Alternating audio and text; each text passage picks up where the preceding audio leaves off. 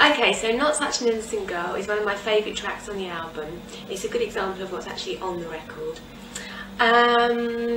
One of the last records that I actually recorded on the album, it was written by Steve Kipner, who wrote Genie in a Bottle for Christina Aguilera, and Andrew Frampton, who is an English writer. And I had great fun recording this record. As I said, it was one of the last songs that I recorded on the album, and it was quite funny because the whole album was finished, and then Steve actually came to me and he said, I've got this great song, you know, I think you should record it, you'd sound great on it. So I recorded it and loved it, and for me I just thought, what a fantastic starting point. It starts off by saying, first impressions can be wrong, so let me clear what's going on. Which is a good opening statement for me, because a lot of people think they know me because of what's in the press and what the media say, but for the first time this isn't Posh Spice and the Spice Girls or Posh and Becks, you know, for the first time this is Victoria Beckham, this is all about me, so that's why I particularly like this song. A Mind of Its Own, another really lovely song. What I like about this is it's a good pop song with a really nice message running through it. Again, it was written by Steve Kipner and Andrew Frampton, and also myself. This is one of the first songs that I wrote with Steve and Andrew.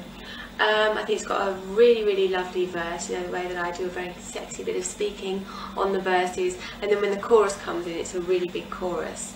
So I love this song, really, really like it. That Kind of Girl, now this, again, I say this with all of them, but this really is one of my favourite songs. Written by Steve Kipner again. I recorded this in LA, he's got a little studio in his house, and I remember when we were recording it, it was really, really raining heavily. It just brings back lots of memories, this song. The words are amazing. I mean, Steve Kipner really is one of the most amazing lyricists I have ever worked with. There's one particular line in this song that I love, which says, do you like watching the sun come up? And it says, sipping champagne out of paper cups, which I think is really cute because that's the kind of thing that I do with if I get champagne, if I'm lucky enough to have champagne, I'll usually drink it out of a plastic cup or something. So lovely. I mean, this song reminds me of quite an 80s style ballad, really, very soulful. Yeah, really like this one. Like That. This again was one of the last songs that I recorded on the album. I wrote this one in London with a couple of really nice guys. What I like about this song, apart from the fact it's a pop song, it's got a lot of attitude running through it, so the actual track of this album is quite tough. So I could do some great dance routines to it. It's very catchy. I think it's quite cool, one of the cooler tracks on my record. And actually lyrically it's really nice, because rather than talking about a relationship, it's actually saying, you know, I'm talking about looking at my friend's relationship. So it's sort of like a third party talking about what's happening. So I like the message in there, it's a little bit different. Great song. Girlfriend. Now this song really does have some history, because I started writing this song with Dane Bowers when we were on our way back from a road show that we'd done with the True Steppers, and we was on this train on the way back, and we started talking about songs, and I actually said how I wanted a song that was similar to Toni Braxton, Man Enough, you know, good pop song but with some really nice attitude, quite dancey, some very strong beats. So we had our train ticket and we started writing lyric ideas on the back of our train ticket. And a few months later we ended up in the studio recording it with Harvey Mason Jr., who used to be part of the Dark Child team, and Damon Thomas, who's part of the Babyface team, and they've now joined together. And yeah, myself and Dane were there too, and we wrote a fantastic song. I think this is one of the dancier tracks on the album.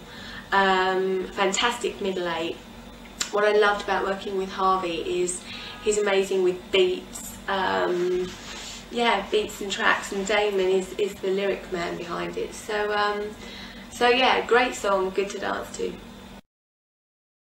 Midnight Fantasy. Now I recorded this in Sweden quite a long time ago, when it was absolutely freezing. It was so cold there I turned up in a ski suit.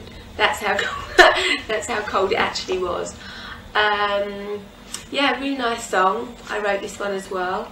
It reminds me of a bit of a kind of old style Janet Jackson song. You know, it's very poppy, very up tempo, great to dance to, nice little message going on, just very, very catchy, really good pop song.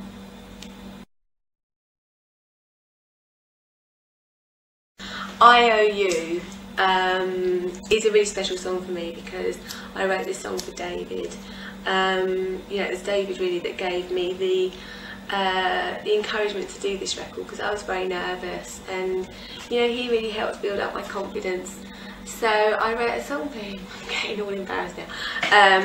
I don't know what to say. I mean, it's a really nice song, lovely ballad, fantastic string section running through it. Yeah, really nice. No Tricks, No Games. Again, I wrote this one with Steve Kipner and Andrew Frampton again. It's good. It's basically saying take off the makeup, take off all of this, and you know, see me as I really am. No tricks, no games. This is just me. It's the way that it's got to be. Really nice up tempo. Again, with attitude. I Wish. Now this one really brings back memories because it was one of my first trips to America, and I was working with Soul Shock and Carlin, and they're actually Danish but they live in LA, and all I'd heard is that they work with Whitney Houston, Toni Braxton, Brandy, and amazing singers like that. So I was really, really nervous when I went out there. And I remember I walked into the studio. It was a big, big recording studio in the middle of LA. And on the door it said, Victoria Beckham, private session, keep out. And I was so nervous. And I was on my own, just with Brooklyn, and my mum was there to look after Brooklyn. And I went in there, and I was really, really nervous, but I think the good thing about Soul Shock and Carlin is they really pushed me, you know, with my writing and also vocally.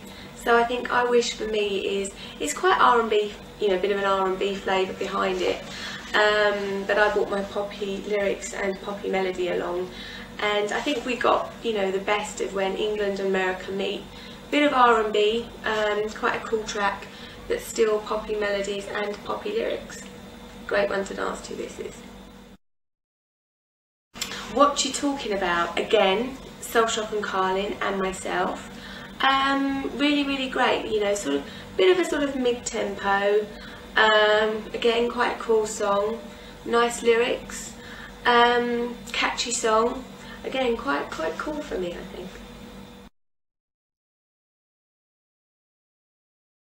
Unconditional Love. I wrote this one in America with Rhett Lawrence, who also wrote Never Be the Same Again for Melanie C.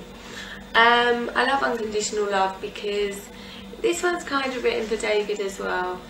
You know, it's just a romantic ballad, some great vocals, really, really catchy chorus. Yeah, I mean, the lyrics kind of explain everything about this one. Every Part of Me. Well, I have to say that I think on the album, Brooklyn is the star of the record with his little tiny bit that he does on this record. He was in the studio with me while I was recording most of the album, and I was singing away and he was just playing around in the background, and he was laughing and giggling and saying mummy, and we played back the track and he was actually on there accidentally, and I just thought he sounded so cute that I decided to leave him on. So yes, so I must say, a bit of a guest appearance there, but it's quite funny because when we're running around the house, we'll say, Brooklyn. But, so no, I won't. He'll say, Mummy, Brooklyn song, can we hear Brooklyn song? And he listens to it and I play because he points to the speaker and he goes all embarrassed and goes like that. But he's really proud of himself.